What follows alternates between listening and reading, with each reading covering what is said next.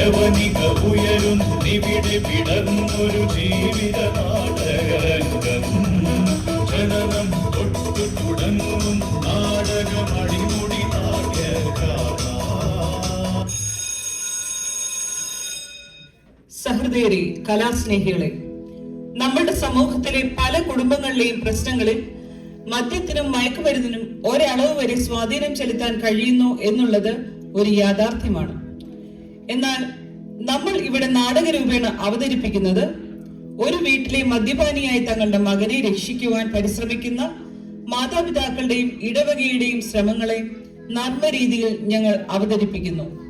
ഞങ്ങളുടെ നാടകത്തിന്റെ പേര് എങ്ങനെ നിന്നെ നന്നാക്കാം ബൈ സെയിന്റ് ജൂഡ് ചർച്ച് ബെൻസേലം. ഒരറിയിപ്പുണ്ട്. ഞങ്ങളുടെ ആരാധകരെ, സൗന്ദര്യം കവിഞ്ഞൊഴുകുന്ന സെയിന്റ് ജൂഡ് കുടുംബത്തിലെ അപ്പന്മാരെ, അമ്മ പെങ്ങന്മാരെ, ഞങ്ങളുടെ ഈ പരിപാടിക്കിടയ്ക്ക് പൊന്നാട, ചെണ്ട്, റീത്ത്, ഹാരം, നോട്ടുമാല, നാരങ്ങ, ഓർഗാനിക് മുട്ട എന്നിവ നൽകി ഞങ്ങളെ വീർപ്പ് മുട്ടിക്കരുതേ എന്ന് ഞങ്ങൾ അപേക്ഷിക്കുകയാണ്.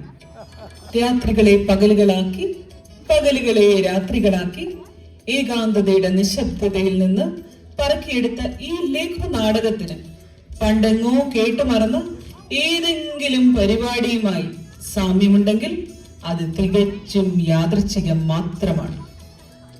ഈ നർമ്മത്തിൽ ചാലിച്ച ലഘുനാടകം ജീവിച്ചിരിക്കുന്നവരുമായോ മരിച്ചവരുമായോ യാതൊരു ബന്ധവുമില്ലെന്ന് അറിയിച്ചുകൊള്ളുന്നു. ഞങ്ങൾ തുടങ്ങട്ടെ.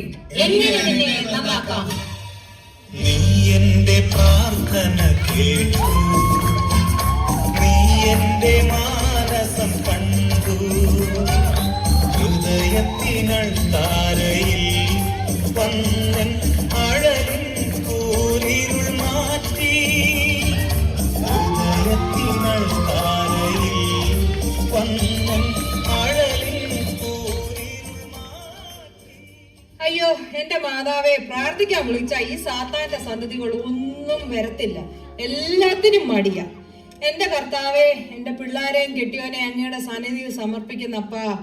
ദൈവമേ, എന്റെ കുഞ്ഞുങ്ങളെ, എന്റെ കെട്ടിയോനെയും അനുഗ്രഹിക്കണമേ. എന്റെ കർത്താവേ, അപ്പുറത്തെ സൂസമ്മയും പിള്ളാരെയും ഒക്കെ ഞങ്ങൾ ഇന്നലെ കണ്ടു. അവളിട്ടിരിക്കുന്ന ചുരിദാറും പിന്നെ അവിടെ കാറും ഒക്കെ കണ്ടു.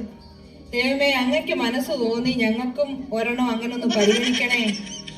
എന്റെ അമ്മേ മാതാവേ, എന്റെ മകന്റെ 8 വർഷം പഴക്കമുള്ള മദ്യപാനവും. പ്രാർത്ഥിക്കുമ്പോഴാണോടി ഇതൊക്കെ തുടങ്ങുന്നത്? നിന്റെ അപ്പനും നിനക്കും ഒക്കെ നന്നാക്കാൻ വേണ്ടി ഞാൻ എന്തുമാത്രം മുട്ടുമേ നിന്ന് പ്രാർത്ഥിക്കുന്നറിയാമോ? വൃത്തിയോട്ടങ്ങള്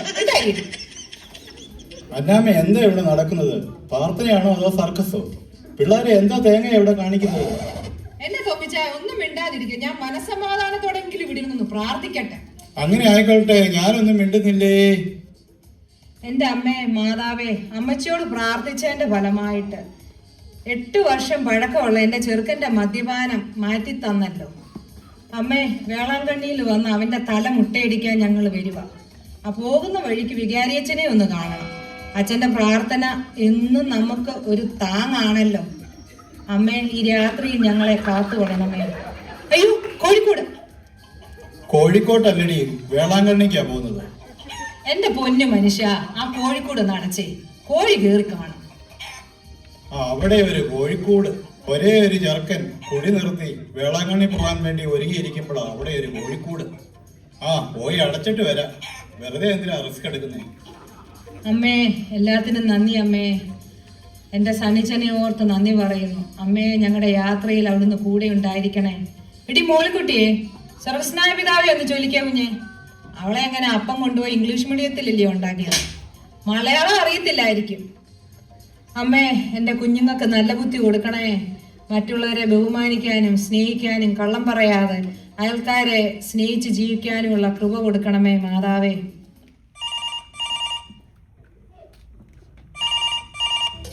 ഹലോ, സൂസിയാണോ? എന്താണ്ടടി? ഓ, ഇവിടെ സുഖമായിട്ടിരിക്കുന്നു. ഞങ്ങൾ ഗോവ വരെ പോവാടി. പിള്ളേർക്ക് ഭയങ്കര നിർബന്ധം. പിന്നെ തൊമ്മിച്ചനും ഗോവ കാണണമെന്ന്. കഴിഞ്ഞ ആഴ്ച ഡോക്ടറിന്റെ ചെക്കപ്പിനൊക്കെ പോയായിരുന്നേ. അപ്പൊ അച്ചായന് വൈറ്റമിൻ ഡി കുറവാണെന്ന്. എന്നാ ശരിയടി സൂസി, ഞാൻ വന്നിട്ട് വിളിക്കാമേ. ഇവിടെ ഇട്ട് ഉണക്കുന്ന പോരാ, ഇനി അവർക്ക് ഗോവയെ കൊണ്ടിട്ട് ഉണക്കണം. അവള് വിളിച്ചേക്കുന്നു വിശേഷം ഉണ്ടാക്കാൻ. അവിടെ കെട്ടിയോനെ ദുബൈന്ന് വന്ന് അതിന്റെ ഏതാണ്ടൊക്കെ പറയാൻ വേണ്ടിയാ വിളിച്ചത്. അവനെന്തോ വലിയ ബിസിനസ് ആണെന്ന് തോന്നുന്നു. എന്തുണ്ടേലെന്താ, കഴിക്കുന്ന മുളപ്പിച്ച പയറാ. സ്വർഗസ്നായ ഞങ്ങളുടെ പിതാവേ, അങ്ങയുടെ രാജ്യം വരണമേ. ചൊല്ലി മനുഷ്യ, പിള്ളേരെ ഉറക്ക ചൊല്ലാന്. അയ്യോ എന്റെ മാതാവേ, കഞ്ഞി അവിടെ കിടന്ന് തിളച്ചു മറിയുക. അടുപ്പത്ത് കഞ്ഞി കിടന്ന് തിളച്ചു മറിയുന്നത് കണ്ടോ? കണ്ടോ? തിളച്ച് മറിയുന്നെങ്കിൽ ഒരു ഇഷ്ടിക എടുത്തു വെക്കേ. അനാമേ, മര്യാദക്കിരുന്ന് പ്രാർത്ഥിക്കും. എന്റെ തോപ്പിച്ച ഒന്ന് മിണ്ടായിരിക്കെ, ഞാൻ ശരിക്കും ഒന്ന് പ്രാർത്ഥിക്കട്ടെ. അമ്മേ മാതാവേ, എൻ്റെ അമ്മയോട് എനിക്കൊരു കാര്യം പറയാനുണ്ട്. എൻ്റെ കുഞ്ഞ് സണ്ണിച്ചനെ എന്നും രാവിലെ ഇവിടെ കുടിക്കാനായിട്ട് വിളിച്ചുകൊണ്ട് പോകുന്ന കുറെ അവന്മാരുണ്ട്. അപ്പുറത്തെ സുഗു, രഞ്ജിത്ത്, ദിനേശന്, അവന്മാരുടെ എല്ലാം മണ്ടയില് തേങ്ങ വീഴണേ. എന്നാ പിന്നെ മൺഡേ മാത്രം ആക്കണ്ട, മൺഡേയിലും ട്യൂസ്ഡേയിലും ആഴ്ചയിലും എല്ലാ ദിവസവും ആകട്ടെ. ആഴ്ചയിൽ ഒരു ദിവസം പോലും ഇവന്മാര് തലപൊക്കി എന്റെ ചെറുക്കനെ വന്ന് വിളിച്ചോണ്ട് പോകാതിരിക്കട്ടെ. എൻ്റെ അമ്മയെ മാതാവേ, ഞാൻ പറയുക, എൻ്റെ മോൻ സണ്ണിച്ചൻ ഇതുവരെയും വീട്ടിൽ കയറിയിട്ടില്ല. അവനെ വിളിച്ചോണ്ട് പോയവനൊന്നും ഒരു കാലത്തും ഗുണം പിടിക്കല്ലേ.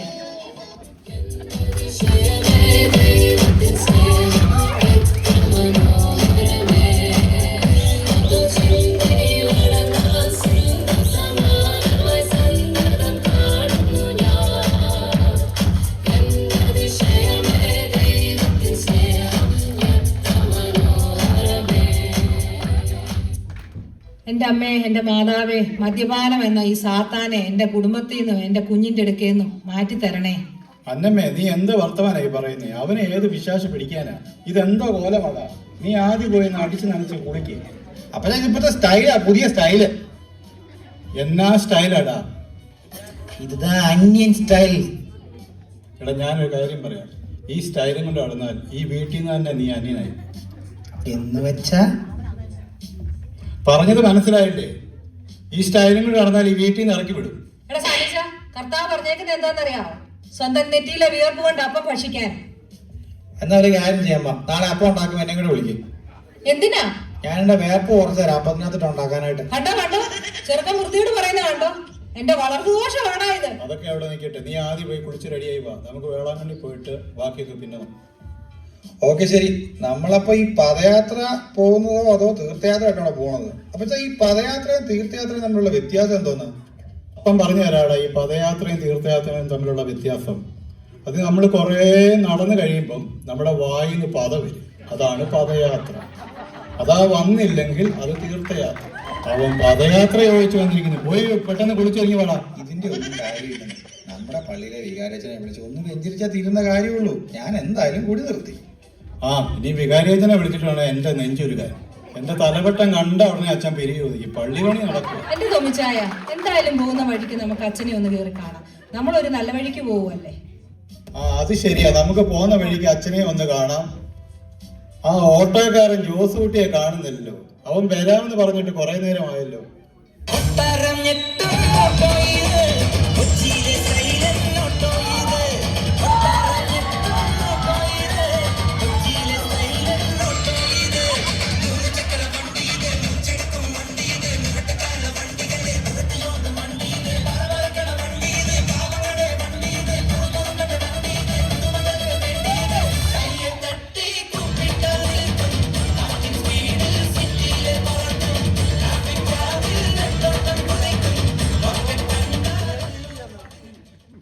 ജോസൂട്ടി വന്നെന്ന് തോന്നുന്നു. ജോസൂട്ടി വന്നു. ജോസൂട്ടി, ആ പെട്ടിയും പ്രമാണമെല്ലാം എടുത്ത് വണ്ടി കയറ്റ്. ആ പോകുന്ന വഴിക്ക് പള്ളിയിൽ ഒന്ന് കാരണം. ഓക്കെ അച്ഛാ. മൂത്ത മോൻ അച്ഛൻ്റെ ഇപ്പൊ ഇവിടെ. ഓ, അവന്റെ കാര്യം ഒന്നും പറയാനുണ്ട്. അവൻ പോയി. സോറി അച്ഛാ, മോനെ ദൈവം പിടിക്കാൻ പോയല്ലേ പറ്റൂ. എന്റെ ജോസൂട്ടി, നിനക്ക് എന്തിന്റെ സോക്കേടാണ്?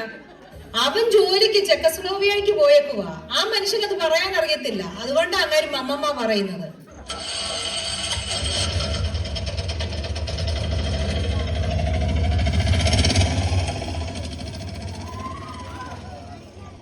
തൊമ്മിച്ച, നമ്മള് പള്ളിയിലെത്തി. ഇതാരാ വന്നിരിക്കുന്നത്? തൊമ്മിച്ചാനും കുടുംബോ? എന്തൊക്കെ വിശേഷം? ഈശോമിശിഹായ്ക്ക് സ്തുതിയായിരിക്കട്ടെ. ഇപ്പോഴും എപ്പോഴും സ്തുതിയായിരിക്കട്ടെ. എന്താ പതിവില്ലാതെ എല്ലാവരും കൂടി ഇങ്ങോട്ട്? അച്ഛൻ, ഞങ്ങളൊരു നല്ല കാര്യത്തിന് പോവാ. പോകുന്നതിന് മുമ്പ് അച്ഛനെ ഒന്ന് കണ്ട് അനുഗ്രഹം വാങ്ങിക്കാൻ വന്നതാ. ഇവിടെ സണ്ണിച്ച നീ ഇങ്ങോട്ട് മാറി നിൽക്കേ. അച്ഛൻ നിന്നെ ഒന്ന് കാണട്ടെ. ഇങ്ങനൊക്കെയല്ലേ കാണാൻ പറ്റത്തുള്ളൂ.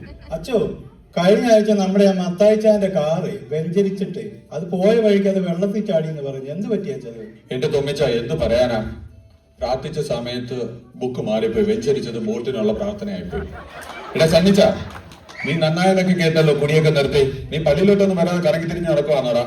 എന്താടാ നീ പള്ളി വരാത്തെ? അച്ഛാ അത് പിന്നെ ഈ സെമിത്തേരി കാണുമ്പോളേ എനിക്ക് പേടിയാ, അതുകൊണ്ടാ വരാത്ത. ഇനിയിപ്പോ കുഴപ്പമില്ല, ഞാൻ നന്നായല്ലോ, ഇനിയിപ്പോ സ്ഥിരമായിട്ട് പള്ളി വരാം. അച്ഛനൊരു കാര്യം ചെയ്യണം, ഞങ്ങൾക്ക് ഒരു ബാസ്കറ്റ് ബോളോ ഒരു വോളിബോൾ കോർട്ടോ എന്തെങ്കിലും ഒന്ന് പണി തരണം. എന്നാ പിന്നെ എല്ലാ ദിവസവും ഞങ്ങൾക്ക് ഇവിടെ വരാലോ. അന്നാമേ ചെറുക്കൻ അടുത്ത പണി ഉടനെ ഒപ്പിച്ചിട്ടുണ്ട്. അച്ഛൻ ഇപ്പൊ പിരിവോളൂ. അതിനെന്താ സന്നിച്ച, നമുക്ക് ഈ വർഷം തന്നെ അതങ്ങ് ചെയ്തേക്കാം. തൊമ്മിച്ച മറക്കല്ലേ, പള്ളിപ്പണി കിടക്കുവാണ്. സംഭാവന നല്ല രീതി പ്രതീക്ഷിക്കുന്നുണ്ട് ഞാൻ. എന്റെ തോമിച്ചായ, ദൈവത്തിന് കൊടുക്കാനുള്ളത് കൊടുക്ക. എന്തായാലും നമുക്ക് ഇത്രയൊക്കെ ദൈവം തന്നില്ലേ, അത് മതി. അച്ഛാ ഞങ്ങൾ വേളാങ്കണ്ണി പോയിട്ട് വരട്ടെ, അത് കഴിയുമ്പോൾ ഇവന്റെ കല്യാണമൊക്കെ അല്ലേ, അപ്പൊ എല്ലാം കൂടെ ഒന്നിച്ചങ്ങ് തീർക്കാം.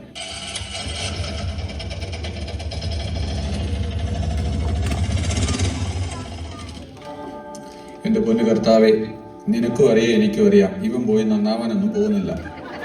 എന്റെ പള്ളിപ്പണിയുടെ കാര്യം എന്താവുമോ, സംഭാവന കിട്ടുമോ ദൈവത്തിനറിയാം. അവനെ നന്നാക്കിയാൽ നമ്മുടെ പള്ളിപ്പണിയും നടക്കും, എല്ലാ കാര്യങ്ങളും നല്ല ഭംഗിയായിട്ട് നടക്കും.